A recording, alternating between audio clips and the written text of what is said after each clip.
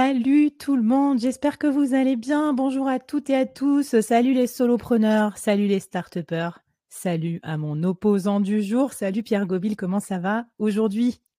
Salut Flavie, écoute, ça va super bien. Très, très bien. Je suis Merci de ravie m'accueillir d'être dans ici. ce magnifique Dans ce webinaire. ring, bon, je sais pas comment on fait un ring sur les trucs de streaming, mais j'ai fait ce que j'ai pu et en tout cas, on vous a préparé un super thème pour aujourd'hui. Donc, je sais pas si vous arrivez de la part de Pierre, si vous me connaissez grâce au board et tout ça. Donc, on va refaire les présentations dans un petit instant. Et après, je me tais. J'ai cette partie host quand même parce que c'est moi qui ai invité Pierre. Donc, je fais un petit peu le tour du propriétaire. Je vous présente Pierre, je me présente et tout ça. Et après, promis, on commence le fight. Alors, on va parler de quoi aujourd'hui? C'est le choc des cultures.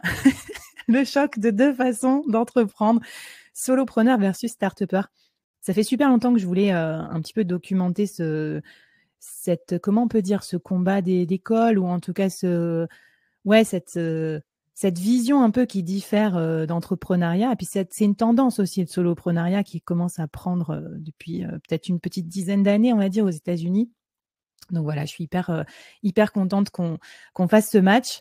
Vous avez un chat où vous pouvez parler, donc merci. Vous avez déjà étrenné le truc, donc on voit que vous êtes là.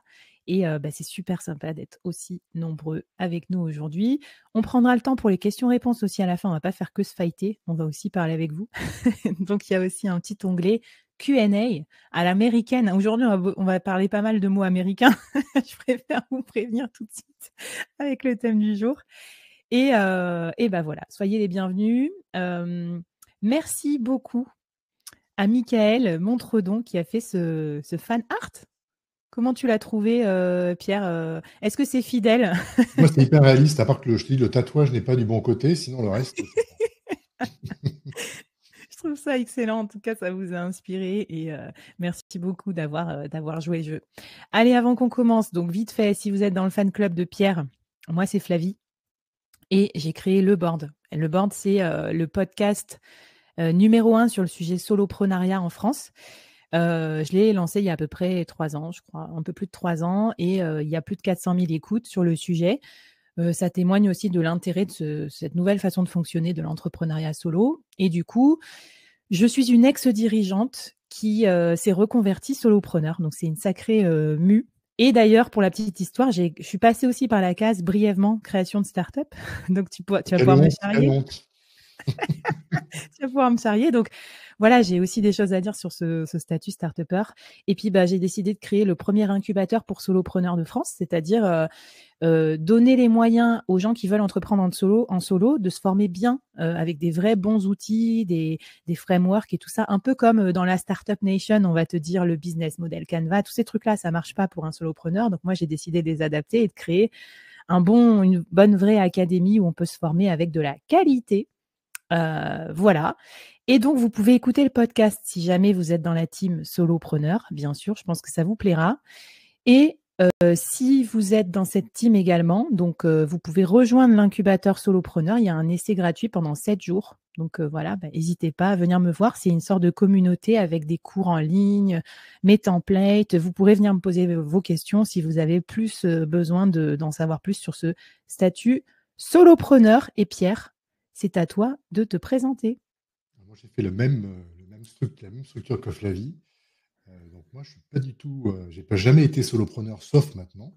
Attends, je t'entends pas très bien. Attends, fais voir, parle Un, près deux, du trois, est-ce micro. que tu m'entends là? Ouais, vas-y. Je dis, je n'ai jamais été solopreneur, sauf maintenant, avec 34 éléments. Moi, j'ai monté 4 startups, une IPO de M&A. J'ai vécu 17 ans en Silicon Valley, ce qui fait que j'ai plutôt un profil culture américaine. Et aujourd'hui, je m'occupe de 34 éléments, qui est un peu ce que fait Flavie, mais pour les start-upers, pas pour les solopreneurs.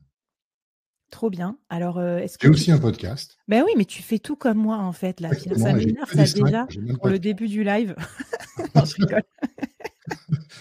Donc, c'est un podcast sur les startups, évidemment, qui est recommandé à l'EM Lyon. Il recommande à tous les gens qui font la partie entrepreneuriat de l'écouter.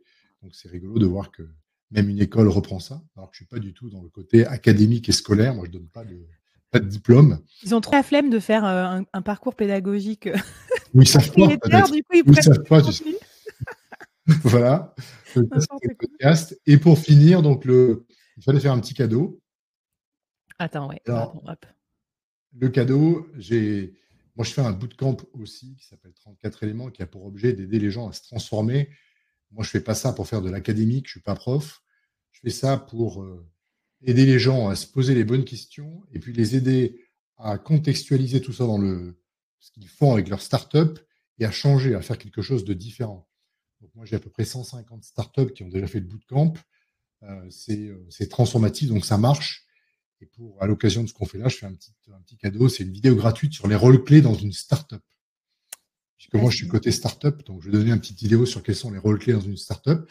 Donc, si ça vous branche d'avoir ça, envoyez-moi un petit email, pierre@34éléments.com. C'est tout ça. Ok, super. Alors, je te laisse rebrancher ton micro vraiment devant toi parce que, enfin, dites-moi dans le chat, mais moi, j'ai l'impression que c'est un peu lointain. Donc, je sais que tu voulais qu'on voit ton visage, qui est ton argument marketing numéro 1 pour marketer la Startup Nation. Mais Non, c'est mes épaules, moi. Est-ce que là, avec le gain, c'est mieux ou pas? voilà, c'est mieux. C'est Bon, mieux, ok. écoute, ça charrie pas mal dans le chat. Je vois qu'on a les fans. Et en tout cas, merci, un petit merci à Carlos Diaz et à Silicon Carnet, qui est l'émission dans laquelle on a le plaisir d'intervenir, soit en tant qu'invité ou en tant que régulier maintenant cette année. Et bah, du coup, voilà. Si vous n'avez pas encore écouté Silicon Carnet, allez-y, parce que vous entendrez les prophéties de El Professor, qui est ton nom d'emprunt sur la Startup Nation et tout, l'évolution de la tech aussi. Aux US et dans le monde, voilà, décrypté par des Français, donc c'est plutôt sympa. Voilà, allez, il est temps de commencer le match. Que d'effets spéciaux pour cette échéance qu'on s'était fixée.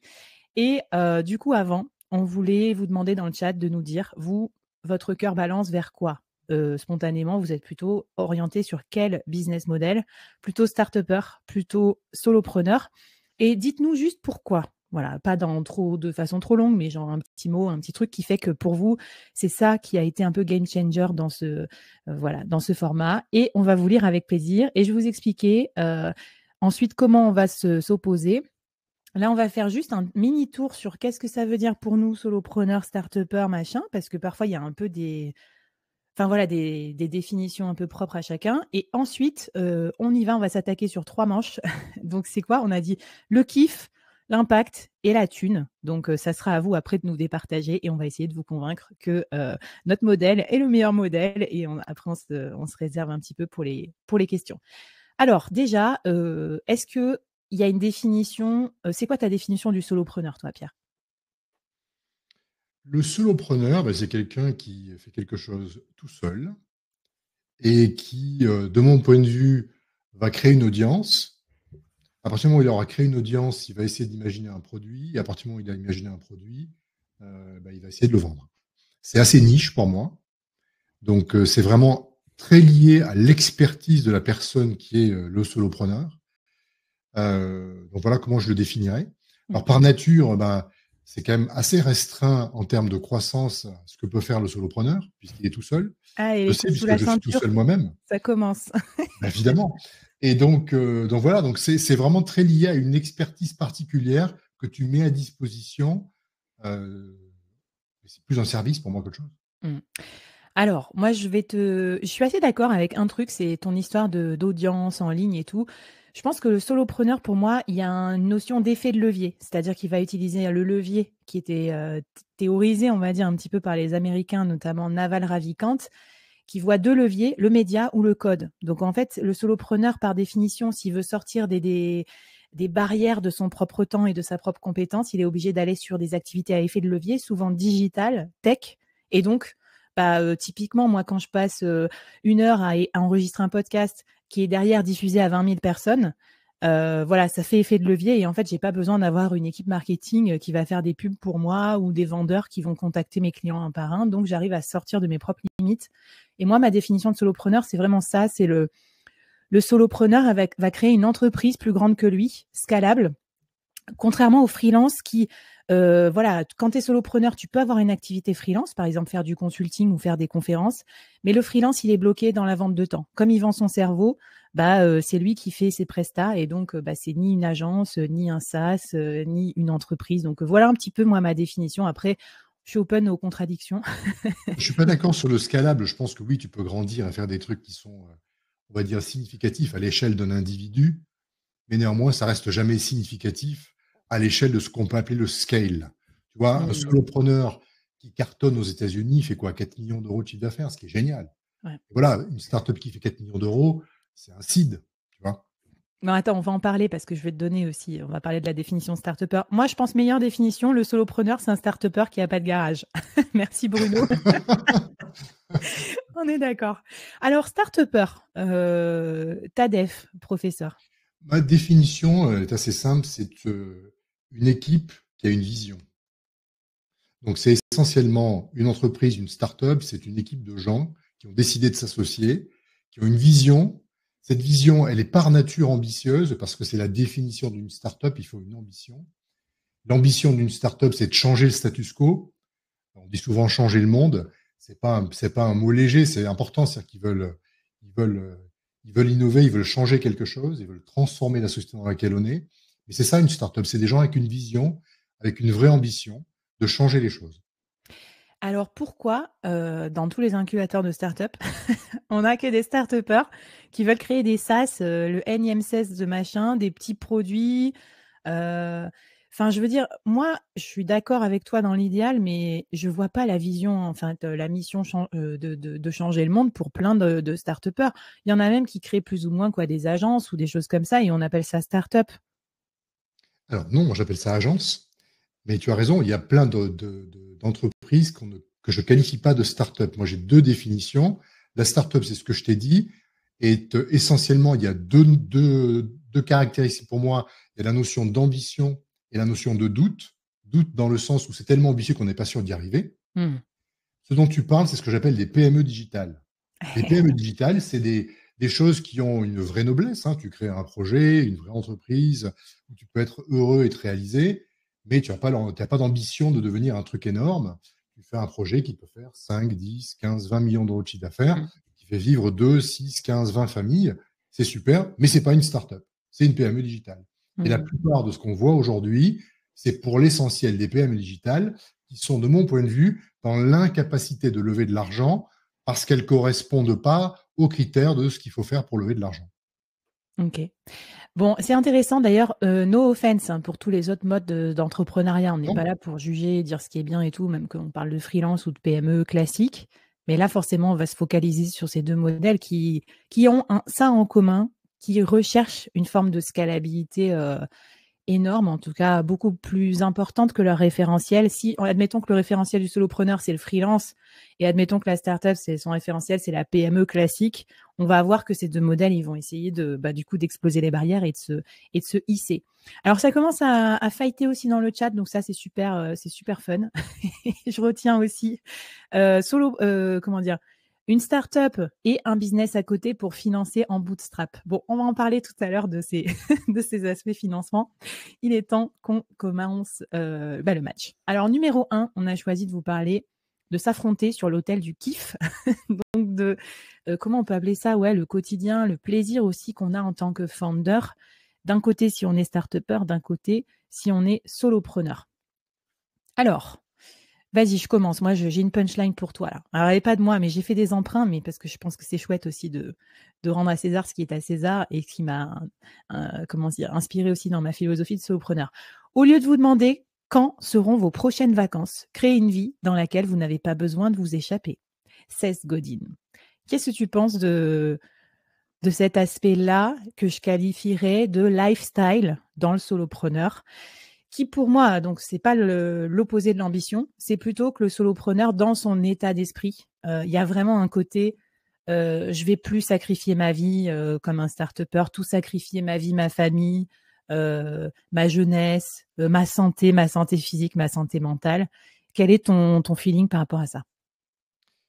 C'est exactement ce que je comprends du solopreneur. C'est-à-dire que sa volonté d'avoir une forme de liberté, liberté de temps, liberté de lieu, et de se dire finalement, je mène une vie telle que j'ai envie de la mener. Mon point de vue là-dessus, c'est que c'est très louable, j'ai pas de souci avec ça, mais qu'à un moment donné, je pense que tout n'est pas une question de kiff. Je prends un exemple. Si tu veux t'éduquer, par exemple, l'éducation n'a rien de fun. tu vois, pour devenir éduqué et compétent, il y a du travail. Moi, je trouve au travail une certaine noblesse. Mmh. Et si tout le monde organise sa vie autour du kiff, on aura une société qui sera totalement déséquilibrée. Donc moi, je loue néanmoins les gens qui ont une forme de courage par rapport au travail. Moi, je suis de cette génération où j'ai énormément travaillé. Quand j'ai monté mes boîtes, je bossais à peu près 15 heures par jour, 7 jours par semaine pendant quasi 10 ans. Donc je ne dis pas qu'il faut faire ça, mais je dis que la réussite est à ce prix. Et je vais faire une analogie que tout le monde peut comprendre. Si tu veux être musicien, Mmh. d'accord, ce qu'on voit aujourd'hui, en règle générale, c'est que tu vas sur Internet, on te dit apprenez la guitare en 3 semaines et jouez comme machin, machin, machin. Ça, c'est insupportable, c'est des conneries. Les gens qui sont bons en musique, qui font de la guitare et qui sont des bons guitaristes, Ouais. ils ont énormément transpiré, ils ont passé énormément de temps, beaucoup de frustration. Et je pense que le kiff, c'est pas juste, tiens, je vais pouvoir aller faire un coup de surf. Mmh. Le kiff, c'est aussi de se dire, parce que j'ai beaucoup sué, beaucoup transpiré, eh bien, je vois un peu le Alors, résultat de tout ça. Et finalement, il y a une espèce de reward, tout ça qui est de dire, j'en ai énormément sué, mais pétard, j'ai passé un palier, c'est mmh. vachement bien, j'ai progressé. Et le Mais c'est progrès ne marrant, passe que par le sport. moi, tu vois, je me reconnais pas dans l'opposition de travail et de kiff. Pour moi, le travail est un plaisir et je retrouve d'autant plus de plaisir en solopreneur que je trouve qu'en tant que solopreneur, tu retrouves un côté artisan. Et j'apprécie énormément, tel un petit sculpteur débutant, fabriquer ma landing page pour mon machin. J'ai appris plein de trucs en étant solopreneur. Enfin, j'ai remis les mains dans le cambouis par rapport à la vie corporate ou même à la vie de start-upper où tu délègues des trucs à tout le monde, où tu as une équipe. C'est un tel kiff, je trouve, de retrouver ce côté fait maison, fait main. Et du coup, moi, ma vie, c'est du travail. Et je travaille beaucoup d'ailleurs aussi en tant que solopreneur. Si vous nous prenez pour des branleurs parce qu'on a une casquette et qu'on fait du surf, détrompez-vous. Je pense que la vérité des prix des solopreneurs, c'est qu'on est tellement passionné aussi par notre projet. Et d'ailleurs, c'est peut-être mon warning. C'est la warning santé mentale. Comment ça se gère ça quand tu es start-upper? Parce que moi, je trouve que justement, c'est un projet tellement personnifié, tellement passionnant, avec en plus la partie média où je suis là, j'ai des idées tout le temps, je pourrais faire des podcasts toute la journée, écrire un livre et machin. Presque, j'arrive plus à m'arrêter, tu vois, d'y penser parce que c'est une mission tellement forte et tellement alignée avec ce que j'aime faire que j'ai l'impression que c'est un loisir. Est-ce que c'est pas un peu un danger? De dire que le solopreneur, c'est un loisir, non, c'est pas un loisir, parce qu'à un moment donné, il faut manger. Tu vois, tout ça, c'est super de dire on va faire solopreneur, on va faire de l'audience, on va monter un produit, on va s'éclater avec Instagram, tout ça, c'est super. Mais à un moment donné, il faut manger. Et donc, la question qui se pose, c'est dans quel contexte peux-tu avoir le kiff dont tu parles et pour autant avoir suffisamment de revenus pour être heureux, tout simplement. Mmh. Ça, c'est pas simple. C'est-à-dire que de vendre aux gens que tu peux avoir cette vie-là et vivre bien, c'est pas si évident que ça. Il y a beaucoup de gens qui ont besoin d'un encadrement, d'une entreprise, d'un projet, d'un management, etc., pour pouvoir se Mmh. réaliser et aussi pour pouvoir manger. Parce qu'il y a quand même un risque important qu'on en reparlera avec la thune, mais quand tu es solopreneur, ben, si tu ne trouves pas le next client, ben, tu es mort. Ouais, Donc, clairement. je pense que c'est pas si évident que ça, finalement, de Ouais, faire qu'on va alors kiffer tout seul. clairement, c'est vrai que si vous voulez être solopreneur, il y a un petit côté auto-management qu'il faut masteriser. Moi, je suis une ancienne manager et au début, je suis partie en vrille. J'ai oublié de m'auto-manager. Et après, je me suis dit, oulala, là là, reprends ta casquette de manager. Qu'est-ce que tu fais? C'est quoi tes objectifs? C'est quoi ta perspective et tout ça? Donc, il y a une partie connaissance de soi, je pense, qui est essentielle. Et Alors, dans le kiff, il y a aussi être avec les autres, hein. ouais. Mais oui, mais ça, tu l'as dit en intro, et moi, je suis pas d'accord. Tu as dit, c'est un entrepreneur, le solopreneur, c'est un entrepreneur qui travaille seul. C'est pas vrai. Moi, j'ai jamais travaillé avec autant de personnes que depuis que je suis solopreneur parce que j'ai besoin de, c'est des associés ponctuels sur des projets au lieu de se coltiner toujours le même associé qui soit dit en passant est la cause d'échec d'une startup sur deux parce qu'on n'arrive pas à s'entendre. C'est un peu comme le mariage versus, des relations par-ci par-là. J'ai ma communauté, je suis hyper proche en fait de plein de monde. Je suis limite, enfin tu vois, j'ai beaucoup, beaucoup d'interactions sociales, beaucoup plus que quand j'étais salariée et encore plus je pense qu'un start-upper. Alors, pas moi, tu vois, moi, je suis peut-être un ours dans ma cave, c'est possible aussi. Mais moi, je considère que j'ai beaucoup moins d'interactions parce que j'ai pas de bureau. Le travail, ça a aussi un rôle social. Tu vois, c'est pour ça que j'aurais jamais pu être dentiste. Parce que tu arrives, les gens ouvrent la bouche et tu peux pas discuter avec eux. Alors moi, j'ai besoin d'avoir un job où il y a un rôle social. Le rôle social, c'est aussi rencontrer des gens tous les jours, c'est avoir des petites routines entre nous, c'est, tu tu vois, beaucoup de spontanéité, de choses qui peuvent arriver parce que c'est pas programmé, parce que c'est pas calculé. Quand tu es chez toi, la communication que tu as avec quelqu'un, tu la calcules, tu l'organises. Ouais. Quand tu n'es pas chez toi et que tu es dans un bureau, il y a moins d'organisation, il y a plus de spontanéité et probablement tu vas découvrir des choses que tu n'aurais pas découvertes si tu les avais forcées. Voilà. Ouais. Moi, Bon, je trouve que c'est pas après, la même moi, chose. je vais te dire, j'ai passé du temps en mission dans des scale-up ou des startups qui avaient levé des fonds, qui avaient une grosse ambition que tu qualifierais de startup. Et franchement, c'était horrible. C'est des trucs chez WeWork, des bureaux bourrés à craquer avec 8 personnes en train de faire le customer success, machin, le founder, toujours en train de vouloir plus, toujours plus, toujours plus. Si c'est ça, la relation sympa et sociale avec les autres, enfin, autant retourner dans un open space d'avant. Tu vois ce que je veux dire? En fait, je trouve qu'il y a une forme de, oui, on est ensemble, on est dans le même bureau, mais pour partager quoi et pour faire quoi? Et si au final, c'est pour avoir une forme de management un peu toxique ou des collègues que tu vois pas parce que de toute façon, chacun est pris dans ses tâches, moi, au final, je préfère mon quotidien. Je suis un peu enfermée dans ma bulle le matin. Alors, Le midi, je prends mon vélo à Nantes, je vais déjeuner avec des potes freelance, solopreneurs ou des gens que je rencontre pour la première fois qui arrivent de Paris, qui me disent, bah tiens, on va déjeuner ensemble. Et voilà, j'ai une vraie pause, j'ai une vraie sociabilisation, j'ai une vraie intention de rencontre. Tu vois, je suis pas dans un côté, bon, bah, mes collègues subis, quoi, que finalement, on retrouve un peu dans la startup versus le corporate. alors, moi, je pense que tu confonds le corporate et la startup. C'est-à-dire que le corporate, de mon point de vue en termes de management aujourd'hui dans le monde, est un univers extrêmement toxique. Il y a une stat qui est démentielle, je ne sais pas si tu l'as lu, qui dit que 17% des gens sont heureux dans leur travail. 17%. Et que donc, il y a effectivement un problème de santé mentale dans le corporate, parce qu'on a des managers toxiques, on a des gens qui poussent, qui mettent des gens dans des situations qui sont psychologiquement pas bonnes. Et ça, oui, la startup, c'est pas du tout la même chose. On a une gouvernance dans les startups qui n'est pas celle du corporate. Le manager de startup, c'est pas celui qui se croit empreint de tous les pouvoirs. Il y a une culture d'entreprise qui est à la source de la startup qui n'existe pas dans le corporate, où on a à la place des processus, des choses très déshumanisées. Donc la startup, justement, elle essaye un peu de réhumaniser la chose. C'est pour ça que tous les jeunes diplômés veulent faire de la startup et pas du corporate. C'est justement à l'inverse de ce que tu dis. Donc non, la startup est a un rôle quand même social. Et c'est bien aussi de rencontrer des gens que tu n'aurais pas imaginé rencontrer autrement. Toi, les gens, quand tu vas déjeuner avec eux, bah, tu as fait un acte de dire je veux aller avec toi. Alors que dans un environnement startup, tu vas rencontrer des gens que tu aurais peut-être jamais rencontrés. Et ce que des diversités que tu peux retrouver dans une entreprise ou dans une startup, c'est aussi vachement important pour l'être humain. Et alors, moi, je conçois et j'aime bien, je suis quand même quelqu'un de sociable, tu vois. C'est sûr. Je suis pas en contradiction vis-à-vis de ça, mais par contre, parle-moi du start-upper, celui, le founder, celui qui a son équipe et tout ça. Est-ce qu'il passe pas sa vie à manager au final? Parce qu'on parle beaucoup comme toi, tu dis sculpter le futur, mais sculpter le futur, là où le solopreneur, il a du temps pour être artisan et un peu sculpteur et il va faire appel à des freelances, mais il n'a pas besoin de manager, coacher, motiver ses freelances. Il prend directement des gens qui sont bons et il utilise leurs compétences.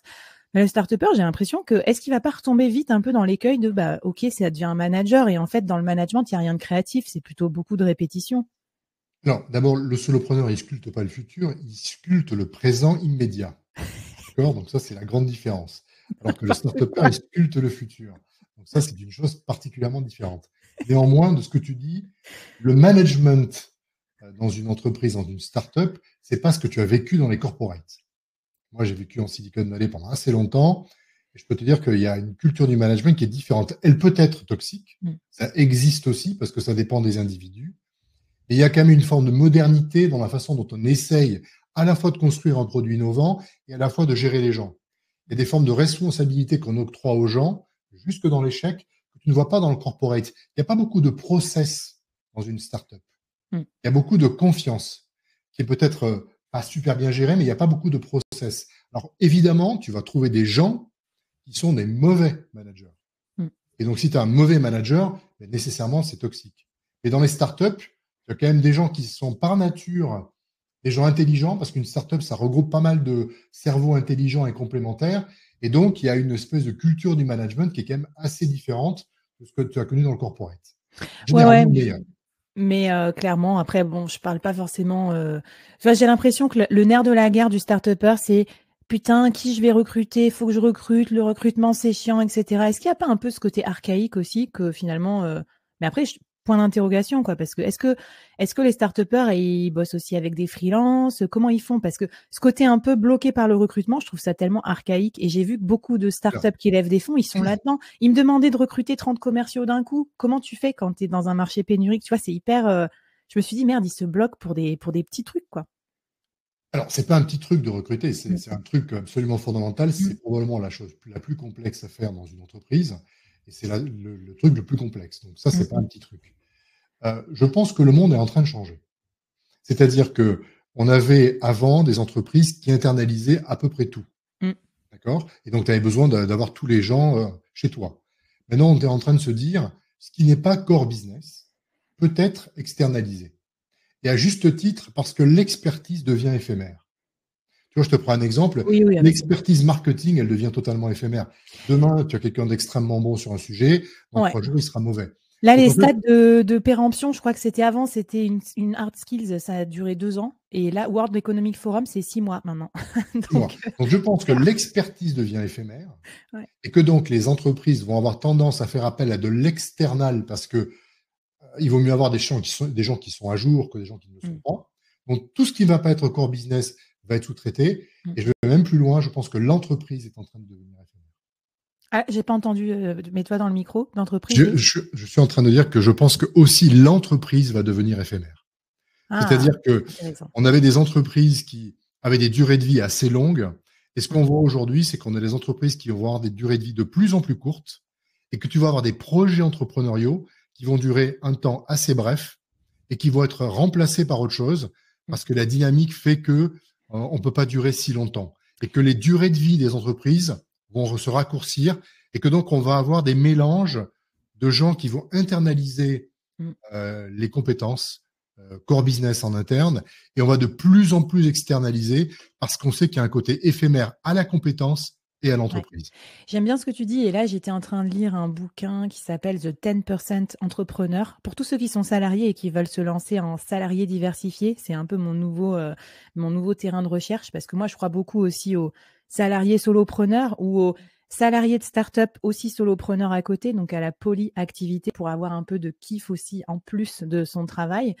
Eh ben, il parle de ventures, tu vois, donc des aventures entrepreneuriales plutôt que des entreprises. Et je trouve ça moins gravé dans le marbre et moi, ça me plaît plus. Et moi, je considère plutôt ma vie un peu comme un portfolio de projets ou comme un portfolio de ventures et j'aime bien ton idée d'entreprise éphémère. Bon, bref, ça y est, on a clôturé un peu sur le kiff, sur la partie kiff. Dites-nous, plus de kiff pour le start-upper, plus de kiff pour le solopreneur. Bon, je pense qu'on pourra en parler pendant des heures. Et puis, en tout cas, c'est pas pour vous influencer, mais moi, demain, je pars surfer en vacances avec mes enfants et puis mon solo business. Du coup, j'ai pas trop de pression là-dessus. Je peux organiser mon travail de façon asynchrone parce qu'il est digital et donc ne pas mettre ma vie de famille ni ma vie de surfeuse professionnelle de côté tout en gérant mon solo business en partie scalable. Alors, c'est du kiff-kiff, c'est bien. Il est bien le jeu de mots. Trop bien. On vous dira avec plaisir. Alors, Pierre, il a envie de changer le monde. Vous l'écoutez dans Silicon Carnet. Vous voyez à quel point il essaye de mettre de l'enjeu. Là-dessus, il y a vraiment des choses intéressantes qui se trament aussi sur quel est l'impact de cette façon de fonctionner, que ce soit start-upper ou solopreneur. Alors, on va peut-être commencer par toi, Pierre. Allez, je te lance ta punchline, je mettrai la mienne après. Alors, il manque un R à transform, j'ai dû rater le truc. On a fait ça un peu à l'arrache, mais bon, c'est pas grave, c'est un fight. Ouais, je pense que le principe, l'impact d'une startup, c'est néanmoins, c'est lié au mot ambition, c'est effectivement de changer le monde. Et donc, l'impact, il doit être important. C'est quoi une startup? C'est un organisme qui règle un problème que les gens ont et qui donc, par nature, a pour objectif de rendre la vie de ces gens-là meilleure. Donc, c'est ça une startup. Donc, l'impact, il doit être important. Et parce qu'on est regroupé sous forme d'une organisation, on peut avoir plus d'ambition et donc on peut transformer plus fort. Mais alors, ça, je trouve ça intéressant, hein, qu'une organisation ait de l'impact. Bon, déjà, j'ai envie de te dire, enfin, je connais pas les stats, mais quels sont les stats des startups qui ont vraiment de l'impact sur toute ta proportion, enfin la proportion de startups qui réussissent à scaler, qui réussissent à être des licornes, parce que c'est à partir de quand que tu as de l'impact.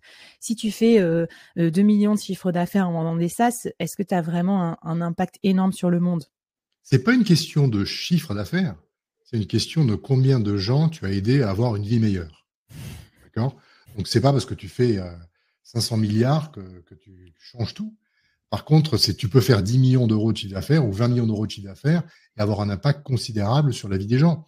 Donc, la question, c'est qu'est-ce que tu fais qui a un impact sur la vie des gens? C'est un peu ça qu'on doit faire quand on est entrepreneur.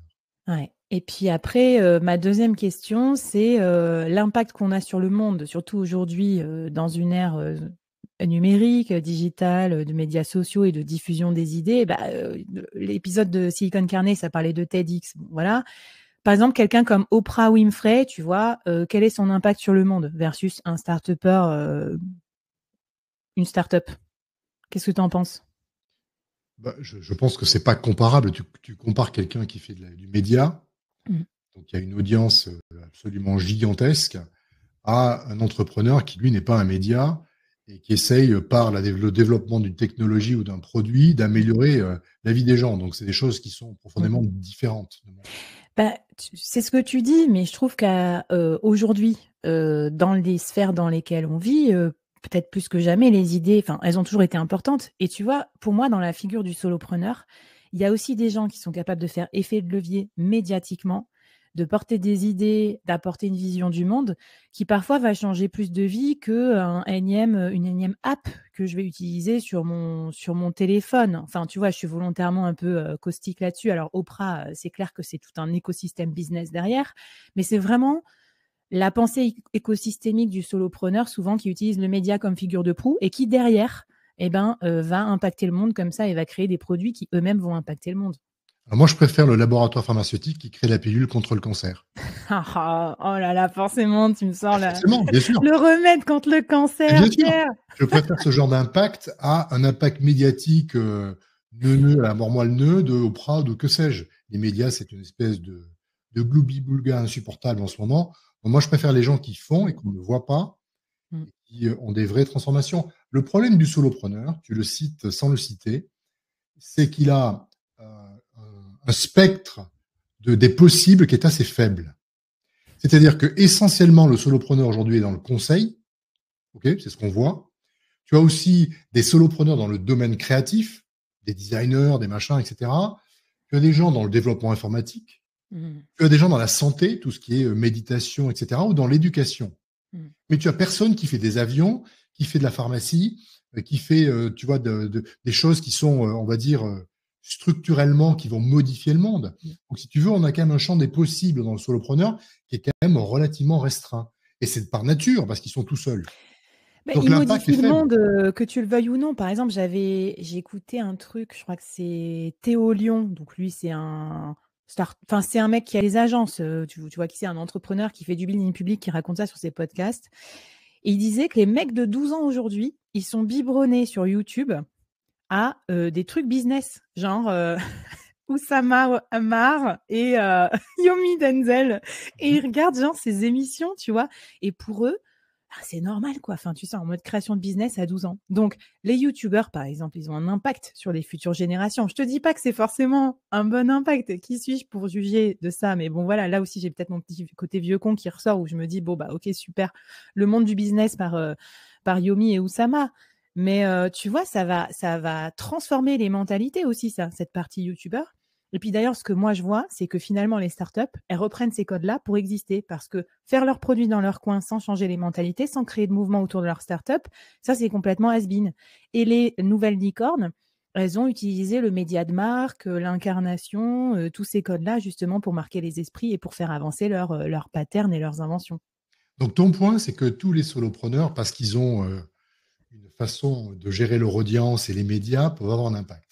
Ce que j'ai envie de te dire, c'est que moi, ce qui me paraît vachement important à comprendre, c'est que à la base du solopreneur, pour moi, il y a le mot expertise. Mm. Okay, l'expertise, tu peux l'avoir de manière académique. Par exemple, j'ai appris à programmer, j'ai appris à faire du design. Ok, tu peux l'avoir de manière. J'ai appris à être médecin, j'ai appris à être avocat, j'ai appris à être comptable. Très bien. Et tu as surtout l'expertise par l'expérimentation Mm. par les autres, par l'apprentissage que tu as des autres qui sont plus expérimentés que toi. Et le problème que je vois au mouvement solopreneur du moment, c'est qu'en fait, tout le monde se déclare expert sur un domaine sans l'être vraiment. Et ça me pose un problème fondamental, que je suis partisan d'une société avec des solopreneurs, très utile, pour autant qu'ils soient experts. Le nombre d'experts que tu as en digital, marketing, machin en ce moment, c'est du délire. Et le nombre de gens dedans qui sont pas du tout experts et qui sont des guignols, c'est du délire. Donc ça, si tu veux, il y a un vrai problème de qualification. Et ça, c'est pareil que le start-upper. C'est pareil que le start-upper qui a fait son étude de marché hier et qui se prétend expert du problème en question qu'il veut résoudre. Tu vois, comme si tous les start-uppers, ils avaient passé 17 ans à étudier le problème. Voilà, c'est pour leur pitch, hein, pour faire les beaux en incubateur et lever des fonds. Ils vont dire, moi, je suis expert du problème. Le mec, ça fait 6 mois qu'il a interviewé 3 clients sur ce problème-là parce qu'il allait dans ton bootcamp. Et tu lui as dit, mec, faut que tu fasses semblant d'être l'expert de ce problème-là pour incarner ta start-up. Et ils lèvent pas de fonds. Ils lèvent pas de fonds, ils n'ont pas de médias, ils n'ont rien, ils essaient de faire quelque chose qui ne marche pas parce qu'ils l'ont pris du mauvais côté, leur problème. Oui, mais ça, donc ça, c'est pas le bon exemple. C'est le bon exemple du bon start-upper qui fait un vrai truc. Là, ça marche. Et c'est pas tout. Tu as raison, il y a beaucoup de déchets. C'est-à-dire que sur 8, 10 startups, il y en a 8 qui vont mourir. Ça, c'est classique. Et le solopreneur, lui, il meurt pas, il se croit fort. Allez, je vais terminer là-dessus. Donc déjà, bravo pour toutes vos refs à Yomi ou Sama, on se marre bien. On a le droit d'envoyer des petits tags quand même pour rigoler. Pour finir sur cette partie impact, bon, évidemment, je peux pas lutter contre la pilule qui va guérir le cancer, mais ce que je voulais dire aussi, c'est que parfois, on a beaucoup idéalisé, en fait. On est dans un monde façonné par le désir d'être une licorne et que ça, c'est un désir qui casse des gens, en fait, qui tue plein de startups et qui fait que, bah, du coup, il y a plein de gens qui pourraient créer une PME digitale et être heureux et qui sont malheureux, qui gagnent pas de pognon, qui arrivent pas à trouver leur traction. Et donc, je trouve que c'est un peu un rêve, en gros, un espèce d'opium du peuple qu'on vend comme ça. Faudrait être une licorne, mais combien de mecs vont s'écorner là-dedans, alors que finalement, le solopreneur, il a ce petit côté pas trop clinquant de dire, bah, tout seul, avec ton effet de levier, eh ben, tu peux faire quelque chose de bien. Et ce truc bien, ça peut être quand même assez conséquent. Et si tout seul, tu fais 200 000, 300 000, 500 000 euros, c'est déjà une sacrée ambition pour la plupart, par rapport à la plupart des entrepreneurs qui sont, je le rappelle, en dessous du SMIC. Je crois que c'est ça, les chiffres de dirigeants de TPE, PME, etc. Donc voilà, et ce que je voulais dire, c'est que l'impact aussi, il est individuel. Et tu vois, il y a plein de gens qui sont en burn-out aussi. Je crois que dans mes recherches là, que je faisais pour ma conférence que je fais en entreprise, je me disais qu'on va gérer de plus en plus les conséquences de ces gens burn-outés, parce que si tu fais un burn-out une fois, ensuite, dans tes différentes expériences professionnelles, bah, ça va être de plus en plus dur. Donc, entre les événements de vie qui vont être un peu traumatiser les gens au travail, il faudra aussi des espaces où, si tu veux, les mecs, ils peuvent se reposer un peu de ce rêve de licorne et faire un truc où ils sont un peu artisans, où ils gagnent de l'argent pour leur création et ils ne sont pas tout le temps en train de se faire soit victimiser dans le corporate, soit courir après un rêve, mais qui les appauvrit. Parce que quand tu crées une start-up, avant de gagner de l'argent aussi, il faut s'accrocher. Tu regardes trop la télé. Les licornes, c'est le rêve de Macron. C'est pas le rêve des entrepreneurs. Un entrepreneur, il monte pas une boîte pour devenir une licorne.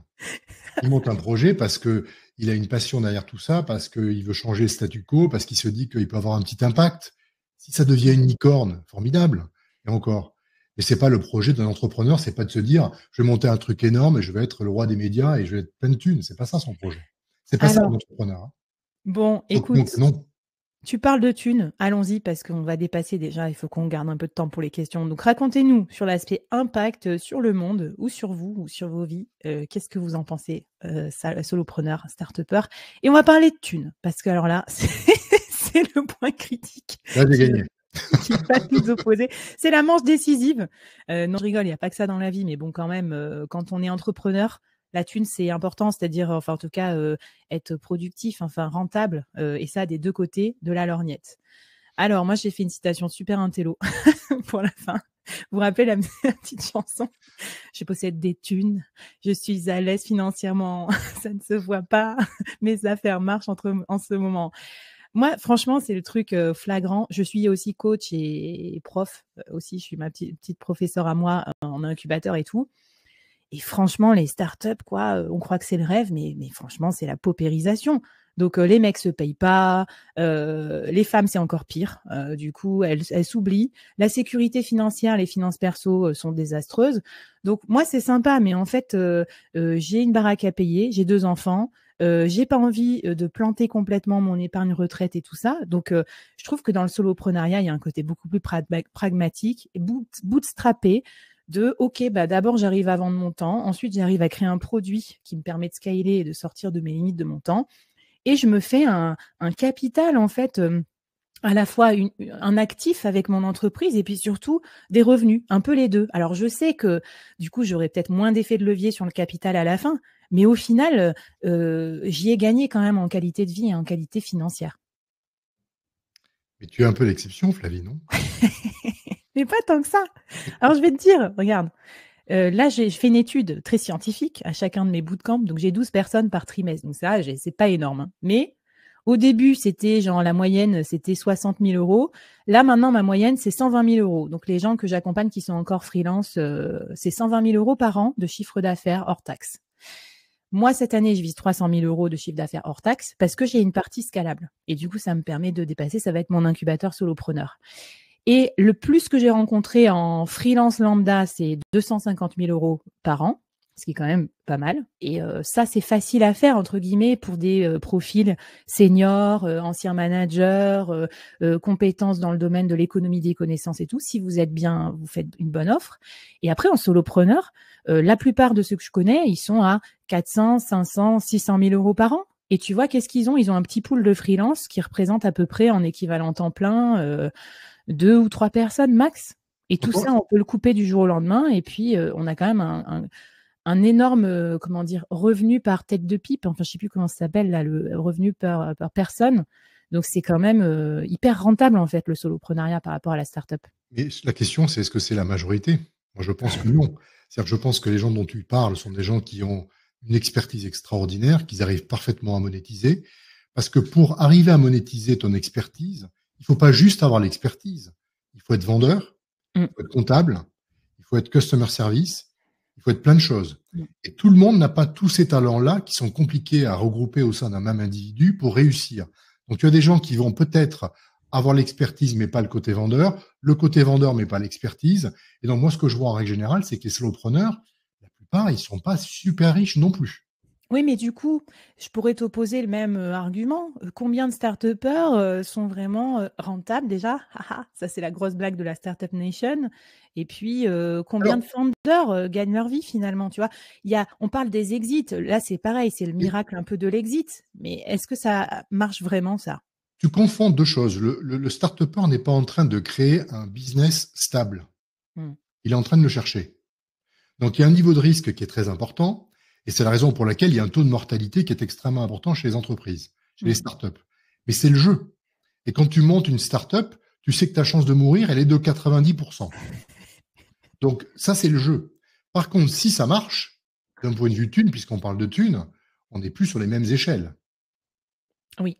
Parce Tu que tu as peux, du tu peux nous capital. donner un ordre de grandeur pour voir si tu veux me faire changer d'avis, peut-être entre le modèle, parce que moi, je pourrais transformer le board en start-up. Donc, c'est quoi mes perspectives de gain si jamais je suis dans un mode plus start-up?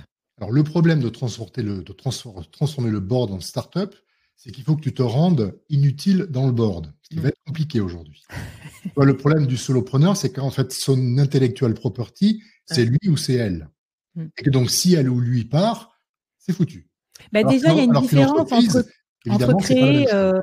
regarde, toi, entre créer 34 éléments versus Pierre Gobi, l'Académie, tu vois, il y a une différence. Et je pense qu'à terme, tu as un petit côté malin, un peu comme moi avec le board, où tu as un collège d'experts potentiels que tu peux solliciter et où du coup, ta marque, elle en pâtit moins demain si tu sors. Alors moi, je veux pas vendre le board ni le changer tout de suite, mais mettons dans les 10 ans, ça peut être le plan.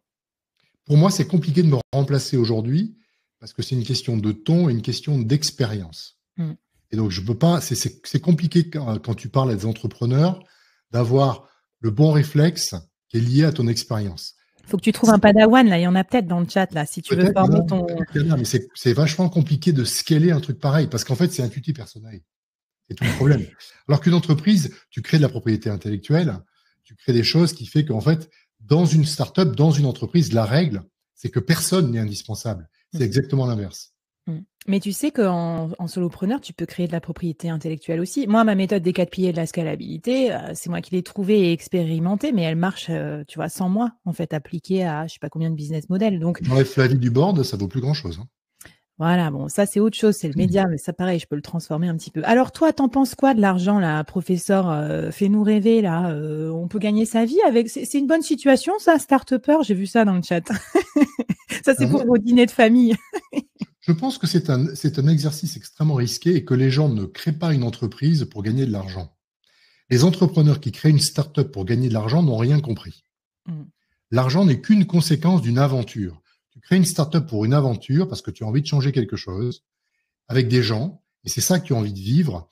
Et il peut y avoir une conséquence heureuse, c'est donc ma punchline, qui est que tu gagnes de l'argent. Mais si tu n'en gagnes pas, ça fait partie du jeu et tu le sais dès le départ. Il n'y a rien de garanti. Mmh. Donc c'est un risque financier. Donc au départ, comme tu le fais pas pour l'argent, ce que tu veux, c'est avoir suffisamment d'argent pour être, on va dire, pas en souffrance. Et c'est tout. Moi, j'ai gagné le SMIC quand j'ai commencé à travailler pendant des années et des années. Le Ce n'est que SMIG, lorsqu'on est c'est, rentré en bourse ou on a vendu les boîtes que j'ai été beaucoup plus à l'aise. Mais j'ai ouais, jamais gagné d'argent en tant que salarié de ma startup. Jamais. ouais. Mais ceci dit, un point pour ça, moi j'aime bien cet état d'esprit. Et quand j'avais interviewé Carlos dans le solo show, tu vois, j'essaye de me l'appliquer à moi-même en solopreneur, c'est de penser capital versus travail. Et je trouve qu'il y a un côté cool dans la startup où en gros, bah, tu construis ton capital, tes assets et tout, et t'espères que dans le futur, ce capital, il fera effet de levier. Là où le solopreneur, s'il est trop du côté freelance, il peut trop facturer ses clients, mais il pense pas à préparer le futur. Donc, tu vois, moi, je m'en prémunis en m'entourant de start-upers, de talents comme toi, pour me dire, attention, Flavie, tu vois, pense aussi à tes futurs assets. Et mais voilà, mais je pense que ça peut s'appliquer aux solopreneurs. Et par exemple, dans les tendances que je suis aux US, les méga gros solopreneurs, genre 100 millions de followers, enfin des mecs qui font de la thune à n'en plus pouvoir, 6 millions par an, je crois. De Abad, là, je sais plus sur quel podcast, Dive In. Lui, il prend de l'equity en échange d'influence. Elle est pas belle, la vie? Donc, il va dire à Red Bull, bah tiens, vas-y, file-moi des parts. Et moi, je parle de Red Bull. Donc, tu vois, on parle même plus de sponsoring ni de partenariat. Elle a tout compris, le mec. Oui, mais c'est une exception. Et de toute façon, quand tu es solopreneur, il n'y a pas d'exit. Ça n'existe pas. C'est ça. Donc, à un moment, on peut discuter autant que tu veux, mais une startup, les exits, ça existe. Alors, Donc, en attends. termes de thunes, tout simplement, si tu devais regarder quel est le système, s'il est réussi, qui est le plus rentable, c'est Mm. sans aucune conteste la startup. Et quand même, je vais dire un truc, je pense qu'il n'y a peut-être pas d'exit comme ça, mais je pense qu'en snackant, il y a des potentiels. Dans mon radar, il y a la revente de communautés, par exemple, ou la revente de médias, parce que demain, tu es une marque SaaS qui se lance sur le freelancing, ça irait plus vite pour toi d'acquérir une communauté déjà façonnée par un influenceur de freelance ou le board ou machin, que de la créer toi-même from scratch. Donc voilà, ça je l'ai pas encore trop vu. Je sais pas s'il y a des marketplaces pour revendre ça, un peu comme Acquire, tu sais, revendre des petits business, mais potentiellement revendre des médias ou des communautés, mais ça commence à D'abord, se faire aux US. la Voilà. communauté, elle s'appartient à elle-même. C'est Mm. très culturel, euh, c'est très fragile. Si tu ne traites pas la communauté comme elle a envie d'être traitée, il n'y aura plus de communauté. Donc, un truc comme ça, je ne sais pas si ça a une valeur. Bon, et du coup, Pierre, tu gagnes mieux ta vie maintenant en solopreneur ou que quand tu Non, étais start-upper au SMIC? non, non, moi, je facture pas assez, mais je ne fais pas ça pour l'argent. Donc, heureusement d'ailleurs, sinon je serais malheureux. Donc, non, non, je gagne beaucoup, beaucoup moins ma vie en étant solopreneur qu'en étant start-upper, évidemment. Bon, en tout cas, je te rejoins sur l'idée qu'on fait pas ça pour la thune à la base, c'est une conséquence heureuse, mais c'est une conséquence nécessaire aussi d'en parler parce que moi, ce que j'aime pas, c'est les gens qui se précarisent dans l'entrepreneuriat et notamment dans le freelancing, qu'on te vend comme une méga liberté. Et après, je demande au mec, mais au fait, tu gagnes combien? 20 000 euros par an. Pardon? Donc, bah non, attention à vous, protégez vos arrières, protégez vos thunes. Et c'est pas une question d'être greedy, c'est une question juste de poser ses limites en fait, parce qu'on fait pas, on pose pas tout sur l'autel de l'entrepreneuriat quel qu'il soit, quoi. J'ai envie de dire sa famille, ses enfants, sa thune, sa retraite, sa baraque. Enfin, tu vois, je suis d'accord avec le côté risque, mais il faut quand même préserver. Enfin, moi, tout quoi, c'est peut-être mon petit côté solopreneur. Il faut préserver sa santé, son surf, ses enfants. Enfin non, ses enfants, son surf. Heureusement qu'ils sont pas là pour entendre que je devais passer après le surf. Bon bref, professeur, c'était un plaisir de débattre avec toi. Alors, tu as un cadeau à faire à nos chers auditeurs, téléspectateurs. C'est un appel avec toi, si on veut. Qu'est-ce que tu fais pendant cet appel? On parle de surf, de solopreneur et de goodies parce que je suis en train de faire des casquettes et tout ça. Donc, Prochain match, mec, tu as intérêt à moi, défendre j'ai tes rien, moi, couleurs tu avec rigoles. un goodies, hein. Non, Ah, c'est 15 minutes pour discuter. Si vous avez un souci sur votre startup ou vous voulez discuter avec moi, ben vous le faites et j'essaierai de vous aider si je peux le faire. ouais. Bon, bah écoute, super. Moi, je vous ai dit, si vous voulez accéder au live expert et tout ça, bah, j'en ai déjà plus de 25 heures qui ont été enregistrées depuis le début de l'année. Toutes les semaines, c'est des sujets différents, spécial solo business. Donc, sans recruter, sans lever de fonds, mais comment devenir plus scalable. Vous pouvez flasher le code aussi. Et puis, bah, on va prendre vos questions. Merci beaucoup déjà pour toutes vos interactions, parce que là, vous avez été à fond. Je veux une casquette, 34 éléments, voilà. Mais ça, je suis pas très bon dans tout ça, moi. Il faut que je demande conseil à Flavie parce que je sais pas comment faire. C'est mon rêve, hein, mais j'y arrive pas. Tu vois, c'est un asset de marque aussi, la marque, tout ça. Donc voilà. Alors, trop cool. Posez vos questions dans la partie Q&A. Il nous reste 7 minutes, donc c'est hyper chouette. Ben, merci à vous pour les encouragements et pour ce match. Et je pense qu'on n'a pas fini. On pourrait faire d'autres manches, mais là, on a dû un peu se réfréner pour pas parler pendant des heures. Est-ce qu'une équipe de solopreneurs avec expertise peuvent s'associer momentanément pour scaler une solution pour résoudre un problème? Alors, du coup, je sais pas, je vais essayer de répondre.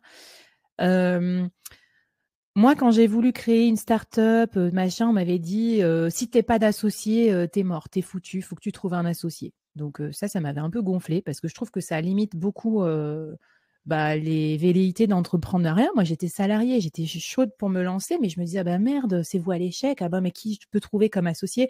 Et je trouve que trouver un associé quand on n'a pas d'idée en tête déjà au départ, c'est dangereux parce qu'on va aller se maquer de force avec quelqu'un juste pour entreprendre. Du coup, je trouve ça cool qu'en solo, on puisse entreprendre en solo sans ça. Par contre, après, j'ai trouvé ça très utile, moi, de m'associer avec d'autres solopreneurs ponctuellement pour avancer des projets, soit périphériques, soit avec des compétences complémentaires. Comme vous disiez tout à l'heure pour le start-upper, la complémentarité des founders entre le CTO, le CMO, le CFO, etc. Donc, oui, tu peux clairement t'associer. Et je pense que beaucoup de solopreneurs sont poly-entrepreneurs, comment on peut dire? Tu sais, avec des parts dans d'autres startups ou peut-être au board ou en tout cas créer des projets.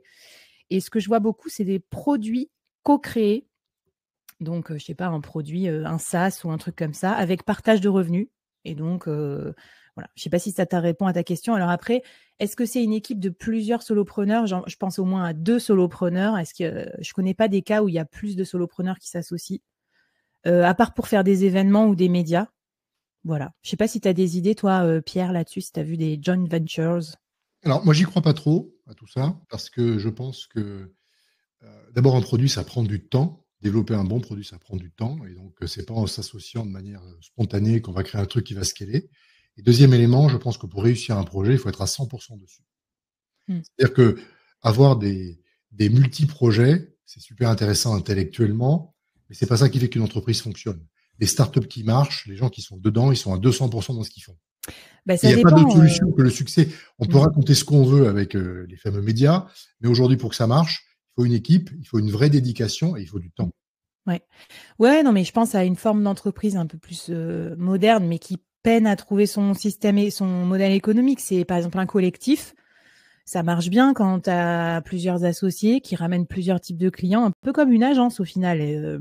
Et donc, ça permet de pas être à temps plein, mais d'être apporteur d'affaires et de gagner 10, 20% de revenus additionnels en plus sur toutes les affaires conclues par le collectif.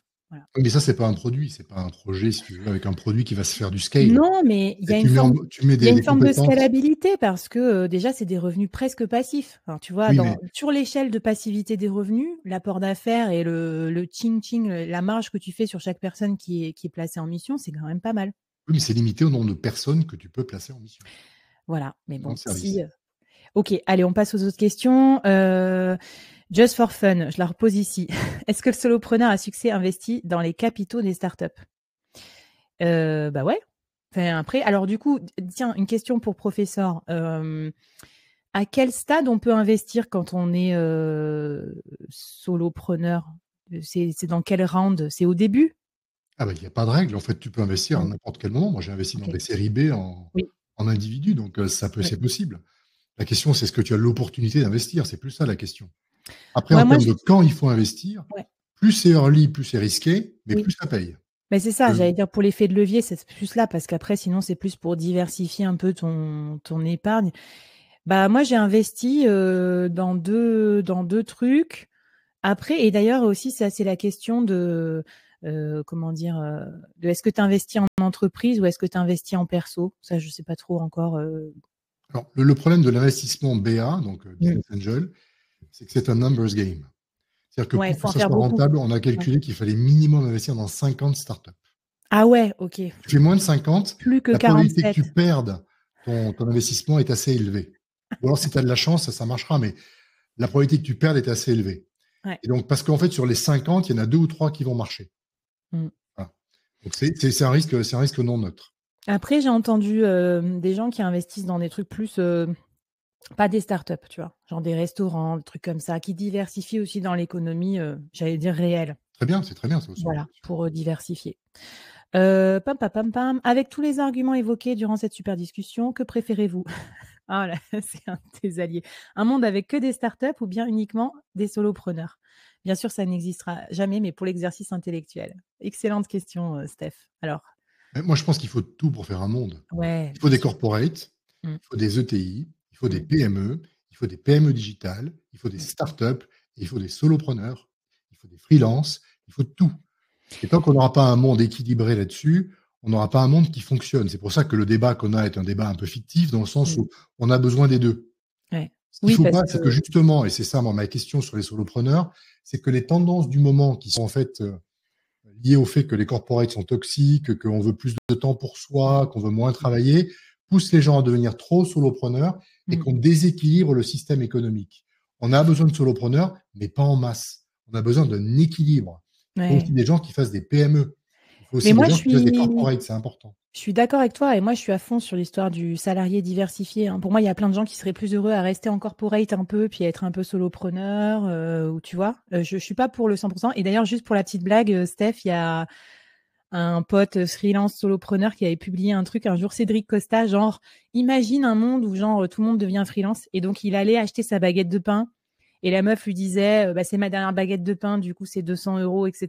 Tu sais, parce qu'elle a optimisé sa capacité de service versus ses prix, elle pivotait, elle faisait du pricing, machin. Donc en gros, on reprenait tous les argumentaires drôles qu'on dit, les conseils appliqués aux freelances, appliqués à ta vie de tous les jours, et c'était un monde horrible. Je pense que c'est pareil pour la startup, quoi, la startup nation. Voilà, trop bonne question. Que pensez-vous d'une autre alternative? Acheter une boîte, 80% de succès. Acheter une boîte, c'est très bien. Le problème, c'est qu'il faut trouver. Moi, j'avais essayé de le faire à une époque. Et tu ne trouves que des trucs assez régionaux du style le plombier du coin, le garage du coin, etc. Et donc, c'est compliqué de trouver des vrais projets sur lesquels tu peux amener une valeur ajoutée. Mais si tu peux, en fait, il n'y a pas de succession, finalement, c'est là où c'est le plus intéressant. La boîte va bien, mais il n'y a pas de succession. Sur un projet qui a une certaine épaisseur, c'est génialissime parce que tu as tout qui a été créé, tu n'as plus qu'à amener un peu plus de savoir-faire dedans et en faire quelque chose de plus grand. Donc, c'est vachement bien, mais c'est très difficile à trouver. Ouais, je suis d'accord. Il y a des tentatives là. Alvo, là, c'est pas le truc de Mathieu Stéphanie, je sais pas trop, mais je crois que c'est plus pour des startups. Mais ouais, là, mon mec veut faire ça et tu vois, racheter une boîte et tout, parce qu'il se sent pas le côté un peu de ces pionnier là du start-upper qui doit trouver une nouvelle idée et tout. Et je trouve que c'est un très bon profil, ça, quand tu es un bon manager, que tu sais bien organiser des équipes, de racheter une boîte. Mais j'avoue, c'est compliqué. Et aux États-Unis, il y a Cody Sanchez là qui fait ça, une solopreneur hyper millionnaire, qui a lancé un nouveau truc d'achat-revente de small and medium enterprise, parce qu'elle voit qu'il y a un gros potentiel, parce que tous les boomers vont partir à la retraite et vont devoir céder leur entreprise. Et du coup, ça, c'est un truc que je vais guetter, moi. Et j'aimerais bien faire ça un jour, mais bon, voilà, on verra de quoi l'avenir sera fait, Une casquette. entrepreneurialement parlant. Comment? Tu feras une nouvelle casquette. Peut-être. Faut bien s'amuser dans la vie. Moi, c'est ce que je retiens aussi de mon quotidien, quoi. Tu vois, why so serious? T'as raison. Bon, eh ben, c'était trop cool de vous avoir. Si vous avez besoin de plus d'infos et tout ça, ben, on est là sur les internets. Merci, poignée de main, professeur, d'avoir fait ce match avec moi. Merci, J'étais Camille. ravie. Passez toutes une très bonne journée. Je vous envoie le replay tout à l'heure ou demain. Et puis, ben, prenez soin de vous. Soyez des entrepreneurs que vous avez envie d'être. Et puis, on vous embrasse. Et puis, à la prochaine. Salut tout le monde. Ciao, ciao. Salut à tous.